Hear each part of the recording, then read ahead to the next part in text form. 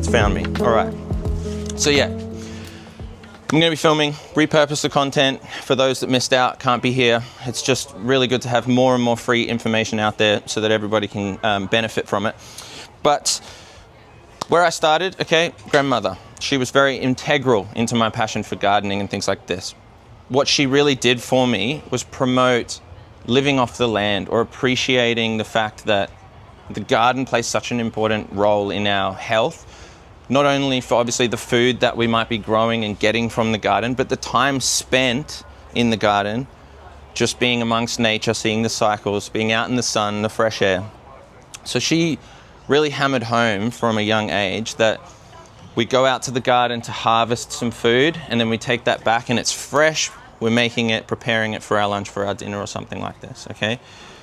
She has some wonderful fruit trees. She has a nice vegetable plot, an amazing compost, okay? And she lives in countryside England, all right? And I'm not sure if any of you are from the UK or have been to the UK, beautiful countryside areas, and very much that kind of rural community feel where it's like towns and villages and things where everyone helps each other out and that type of thing. So it was very much promoted to me from a very young age.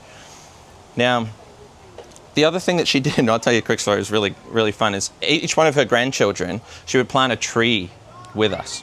So I have a tree that is nearly 33 years old in her garden, and each one of her grandchildren also has a tree. And that was really special to me because we would go and plant that, and I would, every year that we'd go back, or every couple of years, I'd be able to go and see my pal in the garden and see how well it had grown and things like this. So just constant reminders of why we love to do this type of thing and why this is such a special connection to nature and that kind of thing. So that's where I came from, right? Fast forward, I studied an exercise physiology degree at university. I was very much into my health and fitness at the time, but that really helped me understand the nutrition side to our health, okay, and how important it is of what we put in our mouths. And that led me down the track to really starting to think about the quality of our food and what's actually in it. How much nutrition do we have in our food? These days, and for the last 10 to 15 years, I've been a disability support worker during the week when I'm not talking about gardening and things like this. And if you have ever known anybody that has any kind of disability or any kind of thing like this, managing symptoms is very important. And health in general, especially nutrition, becomes integral to making sure that these symptoms are kept under control and that the disease itself or the condition, whatever it might be, doesn't get exacerbated, okay? So my main client over the last 10 years nearly has been a gentleman by the name of Steve, okay? And Steve has Parkinson's disease. He had early onset Parkinson's disease in his late 30s, and he's now in his 50s. And nutrition is integral. Every time he would go and have a bunch of chocolate, the symptoms went through the roof, okay? And working with Steve, we both shared a passion for the garden, and we would be growing food. We figured out that if we grew the food, the best food we could possibly get, then we know that he's well nourished and the symptoms are going to be managed, okay? So we got really interested, something that I share with Steve as we dive into topics quite headfirst, and we're trying to figure out, okay, if we want the most nutritious food possible, how are we going to achieve that? And is it just what you grow, whether it's like, okay, I eat vegetables, and it's like, okay, vegetables, that's great, but where are our vegetables coming from? What went into those vegetables and how healthy are they? It goes the same for our meat, just quickly, you know. What the animal eats and the lifestyle that the animal has really impacts the quality of the nutrition that comes out of it. Okay, so everything, it's the same as us. We are what we eat. There's amazing studies now that really show that what we are putting in our bodies actually makes up who we are and our physical health. So that kind of thing became integral to our journey, figuring out how do we make sure that our plants are as healthy as possible. And the answer is the soil. Okay, so the soil is often thought about as this kind of just side thing that you need. You need sunlight, you need water, and you need soil, okay? But we don't think about soil as a complete living thing in itself, all right? We often treat our pets, for example, better than we treat ourselves. Okay, we make sure the dog's got water and they're fed every day and they go for a walk, but we often don't necessarily do that for ourselves. The other thing that we forget to do it with is our plants as well. So plants need feeding, but we're not directly feeding the plant, we're feeding the soil. So in turn, to have healthy plants and for us to be healthy, we need to start that process at the beginning, okay? If we think about, for example, the soil as, I like to use this metaphor, as a bit of a, hey guys. Just taking numbers. Of course, yeah, that's okay. That's okay. If we think about, starting off with the soil and these types of things as the basis of everything, if we work out what we need to do to it to make sure that it gets our plants and things like this, then we can understand what we can do. So the metaphor, like I said, is thinking about a buffet. All right, if we've ever gone to a breakfast buffet or something at a hotel, these types of things, they might be catering for 50 people, all right? So they will lay out a massive banquet for probably 100 people, 150 people. So there's plenty to go around. Each one of us could go up and take as much as we needed of each thing, okay? If we came up and there was 50 of us and there was 3 bread rolls and 1 stick of butter, we were kind of going, what do we do? And conversely, if there is no staff to serve you things or cook things, we've just got raw ingredients with nothing, we don't know what to do with them, we can't actually feed and provide for everybody. So we're thinking about the soil as our bit of our buffet table, okay? So we need both the ingredients themselves, the food, the nutrition, but we also need the workers, the natural workers to come in and actually help turn that into something that we can use or our plants can use. So when we're thinking about that in terms of plants, okay, the soil we can think of as the buffet table or a battery. So the more soil we have, the bigger the battery. There's less chance of an error in more soil, okay? Really quickly, as I said at the start, I want to personalize this so that everyone here gets a little bit of value out of it. So I want to hear from us, and we're going to kind of interact a little bit, okay, so don't be shy, but I want to understand what are we growing and on what scale. So we'll start with scale, okay? Who here is growing in pots, containers, balconies, small space gardening? Who's small? I have that, but I have a garden with it. Amazing, okay, cool. So you got best of both worlds. So no one's limited to just really small? Oh, very lucky people. This is great. Who's in the middle range? So we've kind of got, a suburban block, or we've got maybe an acre or 2. Who's in that kind of middle range? Beautiful. Beautiful, beautiful, beautiful. And then who's got so much land they don't know what to do with it? Amazing. Amazing. I'm very jealous. But that's okay. See, sometimes that's okay. But sometimes, sometimes we're sport for choice. We've got so much. We say, I don't even know where to start. Okay, so I want to be more specific to where everyone's growing. And seeing as most of the message that I try and portray is that we often think about living soil or organic soil. Hey guys, come on, sit down if you can find a spot. I know it's a little cramped. We'll kind of move up a little bit. But we're thinking about small pots and containers.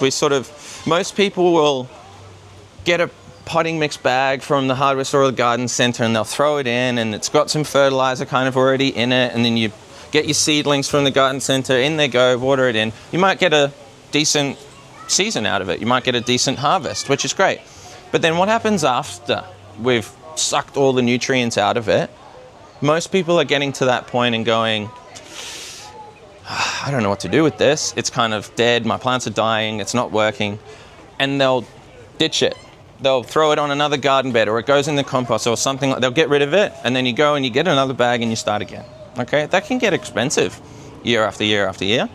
Okay, we're going to talk about also the quality of the soil too, what we're putting in there to start with. But we understand that year after year after year, we're kind of starting from scratch every time. And the aim is to build soil health over time, okay? This is such a beautiful backdrop for me to be able to explain this, which is wonderful. When we've got incredible areas like this, even up in our Daintree rainforest, incredibly fertile, or if we go overseas and we think somewhere like the Amazon, okay? Extremely fertile areas. Now, why is it extremely fertile? And one of the words that you'll hear me use a lot today is biodiversity, okay? Diversity is the central core to nature and to life and to growing, okay? We're seeing more and more these days that our microbiome in our gut works well from diversity. The more diversity we seem to have of beneficial things going on in our gut, the better and the healthier we are. All right, this is everywhere, all over nature. Biodiversity, biodiversity. The more, the merrier, okay? So when we're thinking about something like this does it on its own. If we left this entire area, this would take over, okay? It would do its thing and it knows exactly what to do. It's a perfect blueprint. Now, in our gardens, we're human beings. We like to go, in this section, I've got potatoes. In this section, I'm growing my greens.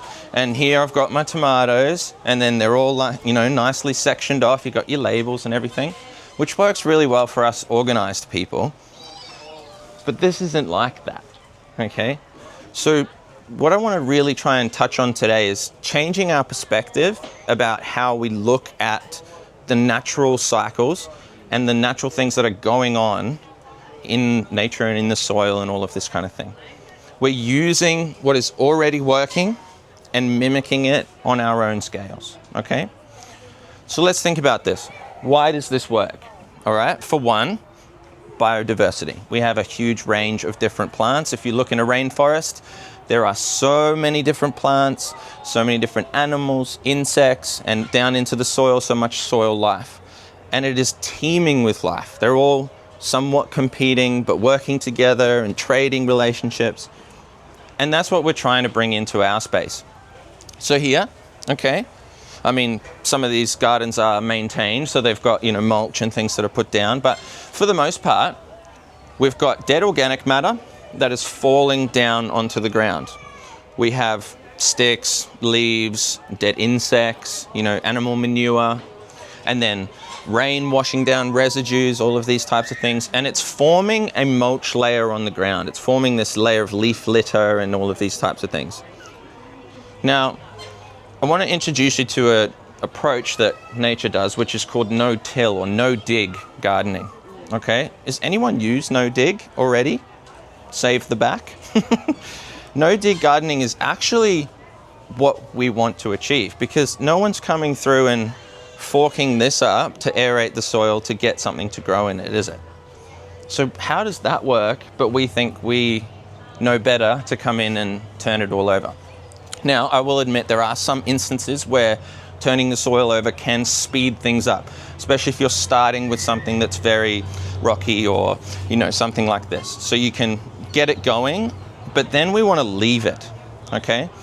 There's a wonderful lady called Dr. Elaine Ingham, okay? She has this concept or teaching of the soil food web.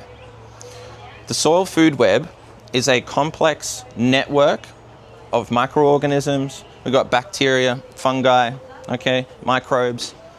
They're all working together in the soil. Did you have a question? No, that's okay. That's okay. That's right. So they're all working together in the soil to communicate with each other, build these relationships, trade resources with each other, and ultimately do this job, okay? So the material is falling down on our mulch layer on top of the soil, and the worms, the fungi, the microbes, the bacteria, they're bringing it down, they're breaking it down and allowing it to come into the soil and be plant available. So then our plants uptake that, they grow, they release all of their organic matter again, and the process continues, all right? Now, Dr. Elaine says that with minimal tillage or digging, okay, we maintain this network intact. You imagine every year someone came through and severed all the phone lines and the internet lines. we're starting again from scratch, aren't we? Okay, so, some of us might actually enjoy that, a better time without that kind of thing. But we understand the concept, right? It's breaking the communication. So instantly, we're having to go, hang on, how do I need to send a letter, I need to connect to this person, and we need to go over and make sure they're okay and check all of this. This is exactly what's happening in our soil. The fungal networks are reaching out into all different parts of the soil and connecting with the microbes. They're bringing these nutrients back.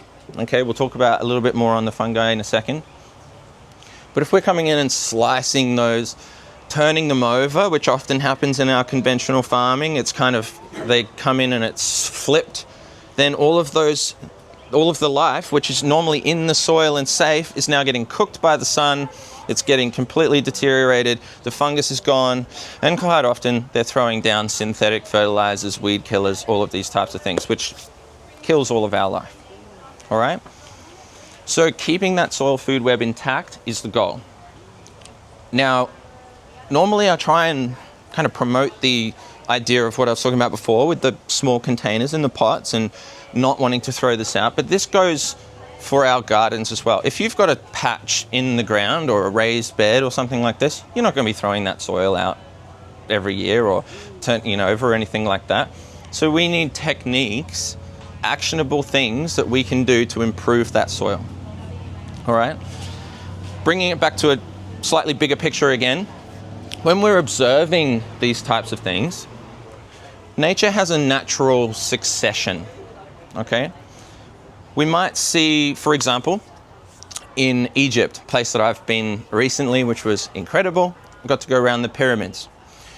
Now, there's evidence to suggest that around the pyramids, there was so much vitality and life previously in years gone by, okay? Now it's a complete dry desert that, goodness me, was very, very hot.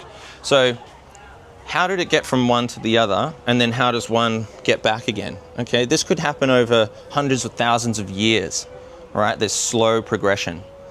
Now, we want to observe what's going on in nature and figure out where is it heading. Because if it's heading a certain direction and we're trying to push back the other way, it's going to be very difficult. It's like swimming upstream, essentially, okay? But on a much slower plant time, all right? So think about your dry, bare soil that you have at home. A dry patch, what happens? Weeds, grasses, things like this, what we call pioneer species. The ones that come in when life seems completely inhospitable, like in the concrete or on the highway, and you see this plant coming out of nowhere and you think, where are you coming from? These weed seeds can actually sit in the ground for 70 years. And we have an enormous reservoir of seeds in the ground, let me tell you. But when the soil calls for something, that's when these species come up. Okay, no one's asking for these weeds, no one's planting them. And often we might think that these weeds are just spread around and they just grow everywhere.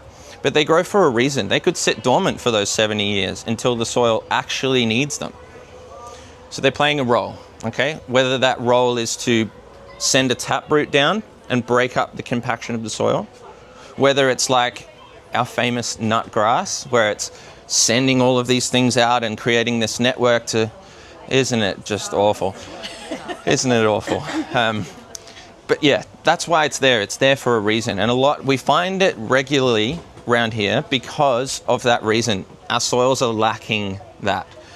They need to be broken up from the compaction, but they also want structure. They want aerating. So all of these different, the roots and the tubers and things from all these weeds go in and create that network under the ground. So that's weeds. So we shouldn't necessarily be too scared of them. Use them as a bit of a signpost as to what's going on. But that can be, I don't want to overcomplicate it too much. You don't want to have to know, oh, that's that weed species, it's doing this, it's doing that. We're thinking big picture, okay? It's moving from one place to another, from a desert to a rainforest or back again. Now, it's important to know where we're starting with. If you have heavy, dense clay soil, which I have at home, then it's something that we know we want to move towards a slightly more aerated and open soil. one of the things as a steward of the land, we're trying to balance our anaerobic and aerobic, which means basically our oxygen content in the soil. We want to have this nice gas exchange going on between our carbon dioxide and our oxygen. Now, if you've got a clay soil like I do, it's locked up. There is not much oxygen getting in there whatsoever. So we're going to try and use techniques to open up that soil. On the flip side, if we have a really sandy soil, which you can often find around the coastlines and things like this, the sandy soil has no structure. It's going to leach minerals. We've got the water just washing through it and taking everything out of it away. So what do we do for that? We need to build in some organic matter that can hold that moisture, that can keep it in there for longer and allow the plants to use it. So we've got two different ends of the spectrum. So then we're thinking about, okay, what is my soil? Where is it? And where is it heading? Okay. So then we'll get into a couple of the techniques now, all right? So one thing that Steve and I did when we started, okay, when I was working with Steve, is he was integral in helping me develop these two products. Okay, now I'm not here to sell you these products. I'd be quite happy if you figured out exactly what's going on and you went away and did it yourself. I'm not here to sell you anything. This is just to make life easier for those who can't be bothered getting in your big bags of each thing and mixing it together, okay? But the two products here are a great place to start in terms of thinking about our soil health. Now remember, we spoke about the battery, the buffet, okay? That's where this comes in. This is a bag of organic amendments. You know what? I'm gonna open this up and I'd love you to all pass it around. Have a little look, have a sniff, okay? This is full of 15 different ingredients that are diverse. Remember, there's that word again. Whew, it's a bit powdery.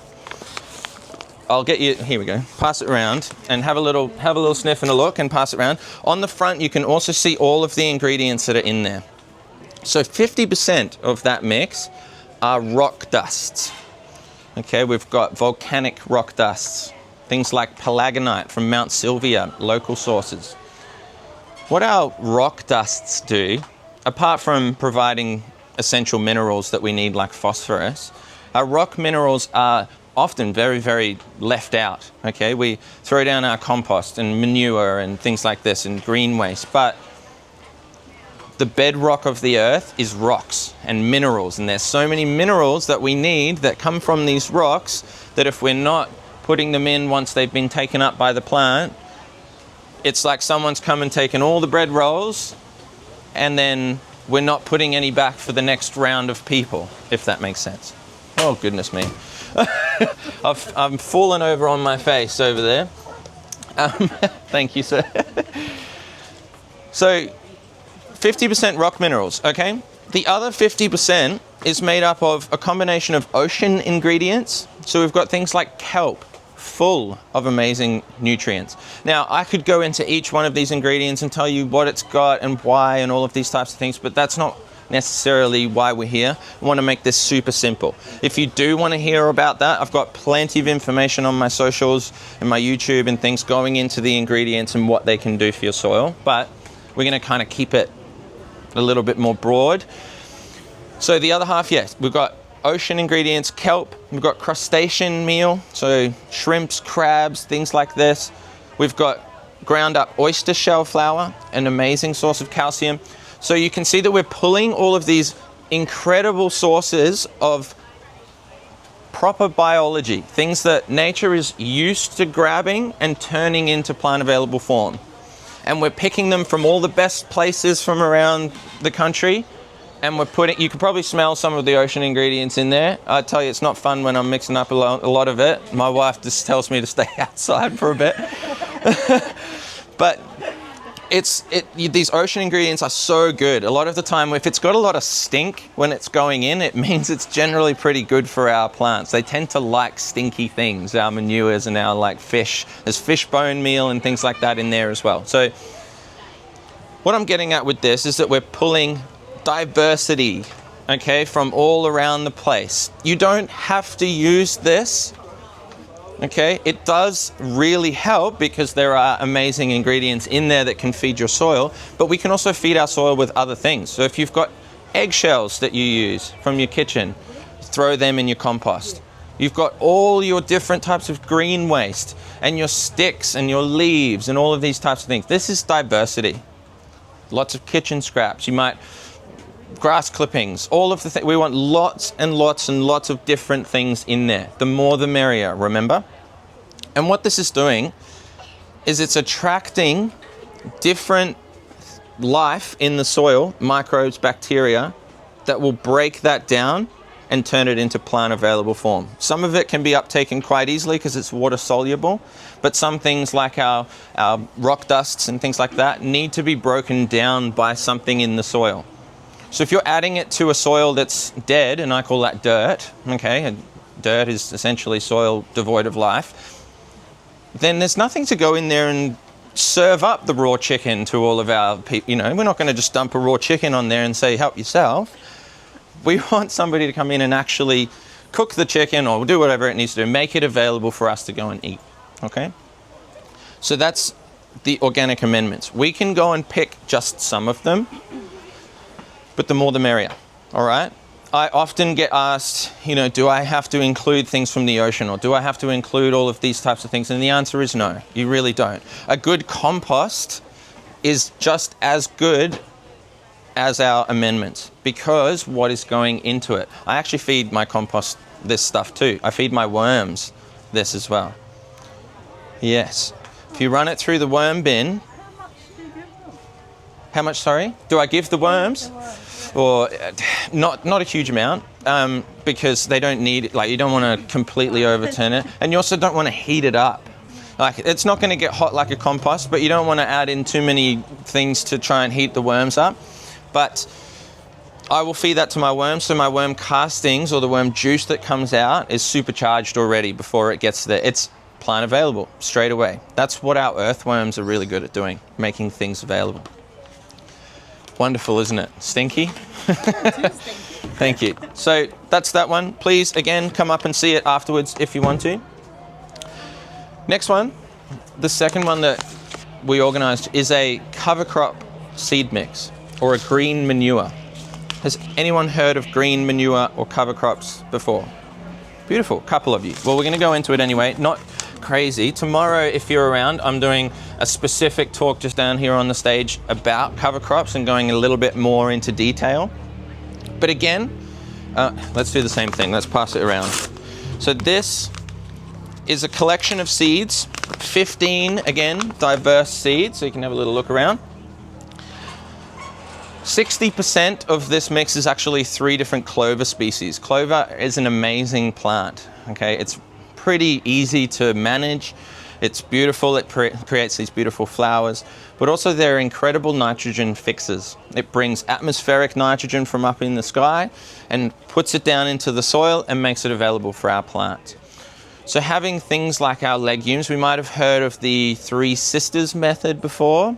This is where we grow corn and then you have peas that grow up the corn, and you often have squash in there or some pumpkin or something as well. This is working with natural companions. I'm not actually a huge fan of companion planting, side note, because really, if we've got a full buffet, it doesn't necessarily matter whether you like potatoes and I like broccoli and we can just share. It matters that there's plenty for everybody, okay? So with the 3 sisters method though, we've got corn, which is a very hungry plant, like our tomatoes, okay? If we put in some legumes around the bottom, which is our snow peas or our clover, well, clover is not really a legume, but all of these types of things around the base, they are taking that nitrogen and putting it straight into the root zone where our corn and our heavy feeders can just take it up straight away and run with it. So you'll often see that method done. Now with a cover crop, okay, I'm wary about where we're using this cover crop. I use it from anything from this small to, you know, as big a space as I can afford to throw these seeds around, basically. Now, in farming, it's often used with, you know, cost-effective, let's say, seeds, because You can't afford to necessarily buy 15 different types of seeds for your broadacre farm. We've got too much land, there's too much to go around. But including a few species, depending on what we're trying to do for the soil, can be really beneficial. All right? So first things first, we need to think about what we're doing. What do we need this for? Why are we going to use the green manure? All right? Like I said with the amendments, we're pulling in. So each of these plants that are in here, all of their roots and what we call root exudates, what comes out of the root, is being traded with a specific microbe. Okay?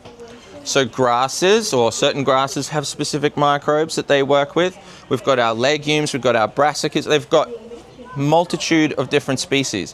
What that's doing by putting all of these roots and sending out the root exudates is it's bringing in all of this diversity of microbes, providing them food. Now, through the process of photosynthesis, like one of the most important processes for plants, they're actually giving away often 30% of the sugars, the energy that they've produced from the sun, to these microbes down in the soil. They're giving them and then saying, hey, look, this is for you to go and get me all of the nutrition that I need, and they'll go and break it down, and they do this trade, this relationship. All right? So if you've got nothing in there that's having that relationship, the plant thinks, oh, I've got stuff to give away, no one's here to give it, we've made our buffet and no one turned up. That kind of thing, all right? So we want to bring these microbes in, and then they're going to make these trades with the cover crop. Now, the reason there's so many different species is because, as I said before, they do different things for our soil. On one hand, we have grasses. Okay, grasses grow really quickly. They have beautiful fibrous roots. So often you'll see them used to stop soil erosion. Okay, if you see a flowing water across your property, you got a slope or something, if you put a whole bunch of grass there, it slows it right down and it stops all of that topsoil from washing away. We often see on the edges of cliffs and the coastal lines, we've got lots of grasses that are there to hold the soil together. So that's where our grasses can be really beneficial. They also grow really fast, like I said, so we can come in and use them as organic matter. And we'll talk about terminating the cover crop in a second. So that's grasses. We have, as I said, the nitrogen fixers. So if we're lacking nitrogen in the soil, that's where we can get our legumes in and our nitrogen fixers to bring that down into the soil and do that job. If we've got a really compacted soil, you might have been walking on it a whole bunch, or you've turned it, you just let the kids run wild all over it for a while, or you've got cattle that are moving through, or whatever it is, you've got compacted soil. We need something that's going to go in there with a deep taproot. Okay, in this mix there's daikon radish, which is a really good one for that, and it will just send down this big taproot and open up that soil, which allows more oxygen that we spoke about before to get in there. It allows more water to get down into the bottom of the soil there, okay? And it allows that gas exchange, which is going to start turning it more towards the balance in the middle that we're looking for, all right? We also have brassicas, okay, brassicas in there. Brassicas often are used they kind of emit this almost pest and disease resistant exudates and things from their roots. So they're really helpful for disease suppressant. We call them biofumigants, I think the word is. So these ones are really good as well to have in your cover crop. But what the important thing is the diversity that we're using. So for example, me at home, all right? I'm transforming part of my front lawn. Not a huge fan of lawn either, even though that it has a purpose.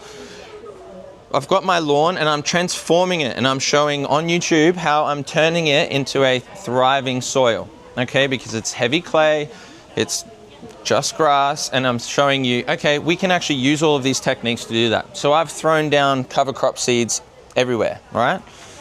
And they're going in and they're doing their job, breaking it up. They're also providing shelter to the soil, so the sun is not beating down on them. We've got less temperature on that soil. So if you measured, this is a really nice example, a green field full of green things, plants, whatever it may be, even just organic matter on top of the soil, will be so much cooler than an exposed soil, even up to 30 degrees in some places, in some farms. You can test the field next to you and that field, and there'll be a 30-degree difference. Think how much water evaporation that is. We're saving water. We're actually saving all of our microbes and our worms that are just scurrying down to get away from that heat up the top there. So cover your soil, all right? But cover crops, really good way of doing that. Now, terminating cover crops, the reason that I like to use them, when I've thrown them down, what I'm going to do is come through with, you can use your whippersnipper, a mower, you can use a little, I've got this beautiful little wooden Japanese knife that I come through, and you're just taking off just above the soil surface, taking the roots, the top of the plant off and leaving the roots in the ground. What we're then doing is throwing that organic matter back on top as a mulch. It's going to be breaking down, it's diverse, okay? It's putting all of the nutrients back into the soil, and all of those roots that were in the soil are aerating it, okay? They're also going to break down, they're going to provide more food, all right? And there's water penetration and all of this kind of thing going on. So if I've got a bed, say, for example, you've grown something, you know, often I wouldn't pull it out because we don't want to disturb that soil food web, remember? We're not pulling roots and all because that's everything coming up and out of the soil. Chop it. No matter how big it is, it'll break down in the soil, I promise. So we chop it and we just lay it back on top. This is when we can come in and throw our cover crop in, let it grow up for, 3 weeks. During the winter here, it's amazing, especially with this clover. It can just do 3 weeks of growth. We've got buckwheat already going to seed, which provides more seed.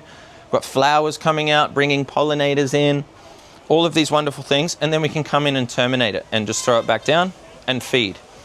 Then we just peel apart a little bit of the mulch and our seedling or seed goes straight in there, okay?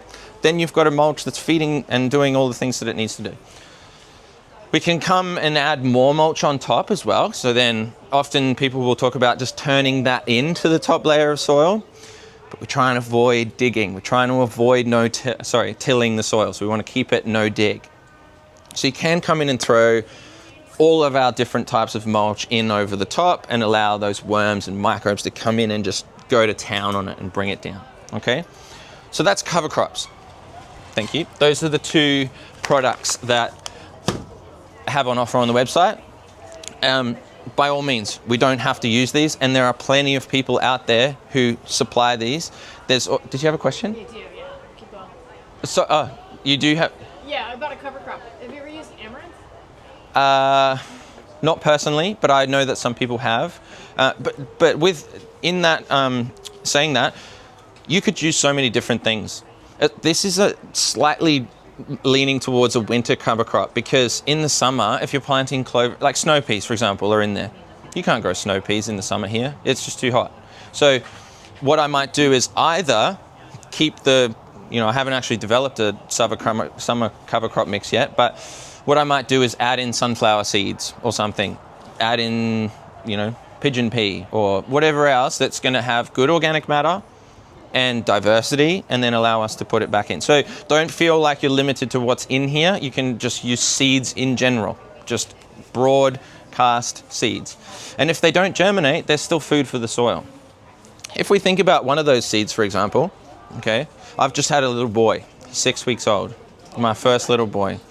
Thank you. We're absolutely over the moon, and I'm struggling with sleep, but we're doing wonderfully well.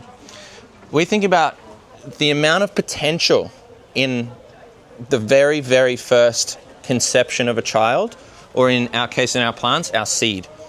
That's it. I'm trying to just take everybody out on the side with that sign. I'm sorry. That seed has all of the potential and everything it needs to grow into even a tree sometimes, okay? It has so much potential of energy in there. So a seed meal, which is a lot of what's in here, is incredibly good at having high potency nutrients in a small amount. So even if these seeds are going in and they're dying, happy days, okay? So that's amendments. We've covered cover crop. We've covered, composting, okay? People are composting? Amazing. Composting is great, okay? Diverse composting. Vermicomposting as well falls into that category. Worm bins, worm farms, things like that. There's plenty of people that speak wonderfully on all of these things, but that is something that we can easily do to bring life back into our soil, okay? Now, like I said, when we're putting these things in the ground, often, say you started with a potting mix from Bunnings or whatever it might be, and you throw it in the pot or you top up your garden bed with it, there's no life in them. Unfortunately, due to the standards that these potting mix places have to abide by, they have to sterilize the majority of this soil, which is such a shame. I mean, it's good on one hand because it might not have any nasty pathogens in it, but it's kind of throwing the baby out with the bathwater. We're throwing out all of the beneficial microorganisms that are in there that we need in our soil. That's why compost is so amazing. And I'll give a big shout out to Red Soil Organics. Okay, they're here today. I would highly recommend going and checking them out. Their compost is brilliant. They also have a fermented biodynamic extract. I know that's a bit of a mouthful to say, but essentially it's microbes in a liquid form. And what was that? Well, okay, thank you. So adding in these microbes through a compost tea, through worm farms, through these microbial inoculants, we're putting the life where we need it. Okay, you can use it with compost, you can brew your own lactobacillus and all of these different types of things and beneficial microbes and anaerobes. We just want to put these things in the soil, and then the more diversity that we have in the soil, the more of them are going to populate. All right? Now, liquid feeds and all of that kind of thing is a whole nother story, and Kane from Red Soil Organics, I think, is doing a talk today at about 12ish or 2 o'clock maybe, I'm not sure, somewhere here. So I really highly recommend going and listening to him. Wealth of knowledge. So we've got those techniques, okay? We're using a cover crop. We've thrown it in, we've come and chopped and dropped, and we've thrown it back on top. Okay, we might use mulch, as I said. I'll make a quick note on mulches. Often we're turning to the same mulch over and over again. We're also turning to mulch that's cheap. So sugarcane mulch is often used a lot in this country. Now, I've had hits and misses with sugarcane mulch. I tend to like it when it's bigger pieces and not so finely made, because what it tends to be is quite hydrophobic, which means I could be standing there watering for half an hour, peel back the top, and it's bone dry. So we need to be aware of these types of things. That's not allowing any of the rainwater. It's kind of water off a duck's back. It's kind of just going all off to the sides. It's not getting that penetration. So I like things like lucerne. Lucerne is incredible material. It's in the #1 blend as well. I also like to use pea straw or barley straw. We just got to be careful with seeds that are in there and just sourcing it from the right place. Okay, it goes without saying. We're talking about organics. We're talking about minimizing chemicals, weed killers, all of these types of things. It's just, going back to the quality of our food, it's incredible how much glyphosate has infiltrated every single area. And I heard a stat, something like it's in 80% of our rainwater, which is just bananas. So thinking about the quality of our food and having life in the soil that can mitigate some of these chemical problems that we're having can be much more beneficial. All right, so that's mulch. The other thing, like I said, is we're turning to the same type of mulch all the time. Diversity. Every single time I'm remulching my garden, I'm using something different, okay? It's a little different for things if you've got a kind of garden bed that just sits there and we like to throw pine mulch on it because it looks nice or something like this, and we can use that over and over again. That's fine. But when we're talking about trying to get the most vibrant, healthy soil we can, we're just going to include some diversity. One time it might be straw, then I might put some wood chips or whatever it is, okay? So that's mulch. One of the other ones I had on here, I'm just going to scroll down, is mycorrhizal fungi, all right? Now, has anyone heard of mycorrhizal fungi or fungi? Yes, no, yes, beautiful. Fungi are so important in our soil. There's this wonderful ratio that we're trying to achieve in our soils, which is a bacteria to fungi ratio. It's theorized that when life started, we all started from bacteria. So we're on one side of the scale with bacteria, and that's where bacteria-dominated soils, usually when it's anaerobic, there's no oxygen in the soil, that's when they tend to thrive. We've got a bacteria-heavy soil. On the flip side, in our big forests and things like this, we have a more fungal dominated soil. And fungal dominated comes with its own benefits and problems as well. But they're perfect ecosystems within themselves, you know? But the perfect balance is in the middle. That's probably another word we should be thinking about, is balance. Okay, nature does everything to balance out. It allows for everything, all the biodiversity, to be balanced. So we have this beautiful fungal to bacteria ratio. Now, most of our soils in this country and around plenty of the world are actually fungal depleted soils. We have much more bacteria in them than we do fungus. Now, the magic warriors of these mycorrhizal fungi, okay, you can buy these little inoculant powders and mixes which contain all of these different species. They also have trichoderma in there as well, which is another incredible one. We're bringing these species in a powder. I can often inoculate my seeds with them, so you kind of dust them around the seeds and then throw them in, or you can water it in, mix it with some water, water it in. But we're getting these species in. You don't have to add them. You might have seen some people just throw down a whole bunch of pine mulch or wood chip or something, and then eventually that turns into really good soil. What's turning it into good soil? Fungi. Wood. They're feeding off that wood, that carbon material, okay? But the mycorrhizal, what it's doing is going into this root zone, and there's two different types. There's an endo and an ecto, okay? But we won't go too far down the rabbit hole. One is going around the root, and it's forming this extra, what I would call, extender arm out into the soil. So it's grabbing the root and it's sending its network out, and it's grabbing some nutrients that it's able to turn into plant available form and sending it back up. It's then connecting to the next plant and the next plant. And we're having this intercommunication. There's this incredible, incredible story of how if pests are starting to attack something, all of the other trees will get that message that one of their family members is being attacked, and they will start to release toxins, chemicals, scents, anything to try and put that off before it gets to them. It's incredible. And that is done through our fungal networks. Part of the stuff we're not coming through and slicing and dicing, all right? So these mycorrhizal fungi can be inoculated, they can be put in, you can have them attached to these roots, but bringing back in that fungal dominated soil, what they're doing is they're turning the soil into a better structure. Now, there's a wonderful gentleman by the name of Graham Sate.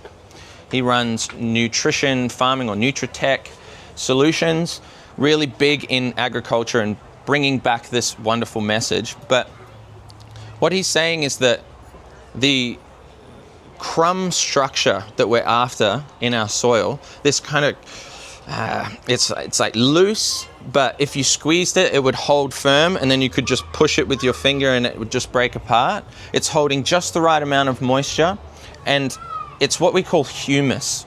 Has anyone heard that term before, humus? We're trying to build humus. It's that black, sticky kind of thing that might come on your hands after you've handled compost, or worm castings are a great example, plenty of humus in there. You can feel that black stickiness. Black gold, essentially, for our plants, okay? So the more humus we have in our soil, the healthier our soils will be. And this extends to our entire planet, all right? But like, you know, often you think, oh, you know, we want to do our bit for the world, do our bit for the community. Just by introducing a bit more fungus, a bit more microbes into our soil, that's doing our bit. And then we're tending to our little patch, and then we can share that with our friends and our community, and it spreads out from there, okay? So that's mycorrhizal fungi, all right? Definitely, it's a very difficult one to spell, so I can help you with that one because I get it wrong every single time. mycorrhizal, mycorrhizal. You can see why I get it wrong. So that one's really cool. There's a company called Nourish Me Organics. That's where I get my inoculant from, inoculate my seeds, put them in, things like that. Okay, now, if we're working in the ground, by doing some of these techniques and bringing that life back, we're also bringing back worms. Okay, worms are coming in. If you have a pot, often you might not have any worms in there. So I would maybe grab some worms from your worm bin or your compost or somewhere else in the garden and just pop them in there, because they're gonna be one of our best humus builders and breaking down all of these nutrients as well. So worms are a really, really good one. They're pretty obvious in terms of what people know about. We've got the difference between the earthworms and our compost worms, but both of them are doing a really important job in the soil. So a really good one to have. Now, two last things that I want to touch on. I'm just wary of time. We've got 5 or so minutes left. Okay, the first one is pests, pest resilience. Okay, so many of us struggle with pests, okay, myself included. Now, when we have enough biodiversity and we have enough buffet for our plants are healthier. They have everything they need. So when we're healthier, we're more resilient to disease and illness and things like this. But if you're run down and you haven't been eating well, you're going to get sick, all right? This is the same as our plants. And there's this wonderful gentleman, his name is Dr. Philip, well, I think he's a doctor, Philip Callahan, and he came up with this amazing discovery that our insects, they're there to play a role, right? They're our decomposers. So the antenna on some of these insects actually are picking up infrared signals from our plants. So if a plant is distressed or not healthy for whatever reason, it has an injury or it's depleted of a certain nutrient, it's pretty much waving to all the insects saying, I'm not healthy, I need to be taken out and fed back into soil and to promote health. All right, we want to get rid of our unhealthy plants. That's what our insects are doing. So there's been shown studies where you have a whole row of kale, which gets absolutely smashed by so many things, and another whole row of kale. One was fed perfectly well and the other one was malnourished, let's say. Which one got eaten? The other one was completely perfectly intact, yet they were destroying this row. And why is that? It's not that they're, silly and they can't see that there's another row right there. It's because that signal is not being sent off. They're saying they're healthy, so they don't need to be touched. So this is another reason why focusing on that soil health, all of the life in there, building the resilience of the plant cell walls and these types of things through good nutrition, microbes, bacteria, we're going to have much better pest and disease resistance, okay? So that's one thing to think about. The last thing, in a couple of minutes, I want to talk about building soil if we're starting from scratch, okay? We spoke about our potting soils and how often they can be a little bit hit and miss. Some people are producing amazing potting soil, including red soil organics. And that's one that's really, really good. But if we're making our own soil, which I do for my pots and containers, it seems a little bit daunting. It's like, I'm making soil. Is it going to be right? Hey, brother. So we're going to have 3 different parts that we need to think about for our soil. It's so easy when you make it up like this. One part is what I would call our base, all right? A lot of people use either peat moss or cocoa peat. Cocoa is probably slightly more sustainable. Depends where you get it from, so you really kind of should look into that. But cocoa is so readily available. Okay, you can get this big block of cocoa peat, put it in, let it soak, and it just turns into all this amazing sort of fluffy base, all right? So that's one part. That's 1/3. So easy. 3 parts. The second part is aeration. This is allowing things to penetrate in the soil. It's giving a home for our microbes. I'm thinking things like pumice rock. Pumice rock is one of my favorites because it can come in different size pieces, but it's also incredibly light. That's why a lot of people use perlite. But my experience with perlite, you might have found the same, is that after a while, it all rises to the top. And you've got this big sort of puddle of perlite on top of your pots. There's nothing necessarily wrong with that, but it means that you're then losing that aeration in the bottom layer. So pumice rock is a really good one. Scoria, it's very well available here. It's just a lot heavier, so you might use scoria in your bigger beds and things like this. Another one that's really awesome is rice hulls. Okay, you can buy them from brewing shops and all of these types of things. Rice hulls are a really good form of silica. Silica is important in our plant's cell wall pest resilience. Okay, so it builds the strength that helps them stand up nice and tall. So that's a really good one, but that breaks down. So you might have a bit of that. But that's 1/3, okay? That could be made up of 10% scoria, 10% this, blah, blah, blah, blah, blah. Again, diversity, but I stick to things like rice hulls, scoria, and pumice rock. Okay, those are my 3 favorites. The next and third and final part is our food, our biology. It's compost or worm castings. Okay, now the reason that we want to think about the quality of that is because that's where all of our microbes and our nutrition and everything are coming from. So the better quality the inputs, the better quality our soil is going to be. We get all of these ingredients, we throw them down 1/3, 1/3, 1/3. We get our hands in there. I'm not a fan of machines. Get in there, use your hands, get it all over your hands and, get stuck in. And then we've got a beautiful mix of soil, okay? It should be holding water so that when you squeeze your soil, no drips come out, okay? But it's not dry, that it's crumbly all over the place. Same as what I was talking about before. You squeeze it and push it and can kind of break apart. So that's the basis of our soil. We would then possibly add in amendments or add in cover crops and start building from there. But that's an incredibly good place to start. You can grow with just water in that and it will grow and be healthy, okay? So I've covered everything on my list that I wanted to cover today. What I would love to do is I've got maybe 15, 20 minutes that I'm gonna kind of just hang around and chat. So please come up and ask me any questions. Before I finish though, does anyone have any questions that they think would benefit everybody? Cool, no stress. Oh yes? Would you say those pearl rice husks or something? So, sorry, where, like what are they or where? Where and what are they? Okay, so the perlite you can buy everywhere. It's pretty readily available, but that's what I tend to avoid. It's just cheap and lightweight, and it floats to the top. So rice hulls or husks, yes, you can get those from brewing shops. Okay, there's one kind of, somewhere near me, and you can go and buy. You can get I got a huge bag for not really that much money. You can use it as a mulch too. It's really good mulch because it's breaking down. It's silica, same as our bamboo leaves. If you've got bamboo, gosh, I don't like bamboo, but it just is so hard to get out. But come and get all of those, the leaves, all the material that sort of falls on the bottom of the bamboo.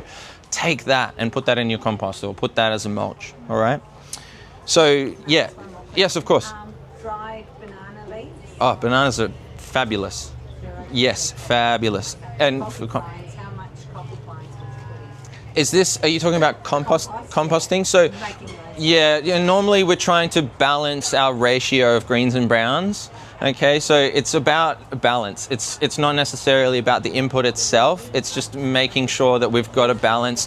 Some people say 2-to-1, some people say 1-to-1, but it's just about getting a balance of I've put this, and don't overcomplicate it. I put this much browns in, this much greens in. No, we're good to go. Does that answer your question? Awesome. I'm going to have to wrap up because I'm pretty sure someone else is coming in here now. So please come up and ask me any questions, but you can find me online, all on the socials. I got a card here as well if you want to contact, but Is it under the thank you very much. Yes, Jordan at the Shed Organics. Thank you ever so much, everyone. I really appreciate you spending your time here.